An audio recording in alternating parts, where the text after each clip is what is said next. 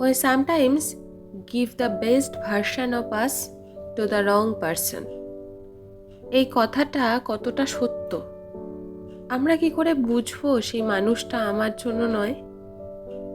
তার কাছে আসার ধরন, মন খারাপের তীক্ষ্ণতা, আমাকে প্রার্থনায় রাখার চাহিদাটুকু ঠিক আমার সাথে মেলে না। মানুষের মন কখনোই অত ক্যালকুলেটিভ ছিল না।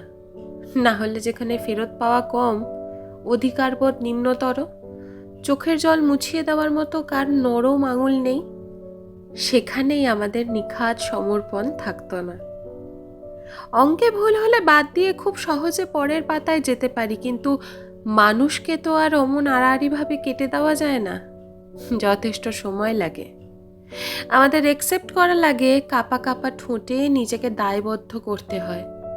দুজনার মাঝের সমস্ত দরজা খুব শব্দ করে বন্ধ করে দিতে হয়। শরীর জুড়ে বিশ্বাস করতে পারছি না নামক রোগ নামাতে হয়।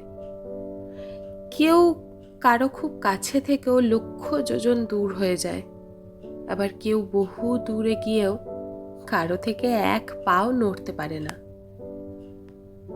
তারপর একটা সময় লড়তে লড়তে আপনি হেরে যান। যার কাছে প্রত্যাশা ছিল সবচেয়ে বেশি, যে বলেছিল সব ঠিক হয়ে যাবে, যার দিকে তাকিয়ে ভালোবাসার স্বপ্ন বুনেছিলেন, একসময় তার সাথে করা লড়াইটাই হয়ে দাঁড়ায় ভবিতব্য। মনের সাথে মনের লড়াই, হাসির বদলে উপেক্ষার লড়াই, হাতে হাত ধরার বদলে দোষারোপের লড়াই। ততদিন আপনি বুঝে গেছেন আর হবে না। এ জীবনের বিরাট পথ চলার আরও অনেক বাকি। তাও আপনি শেষ ল্যাপে পৌঁছানোর আগেই হাল ছেড়ে দিয়েছেন।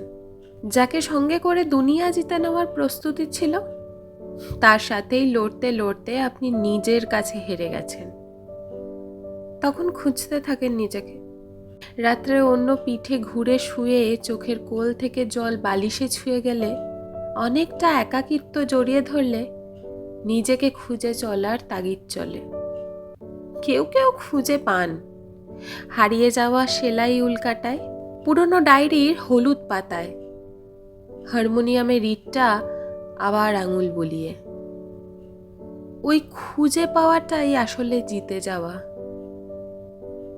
কত মানুষ নিজেকেই হারিয়ে ফেলেছেন।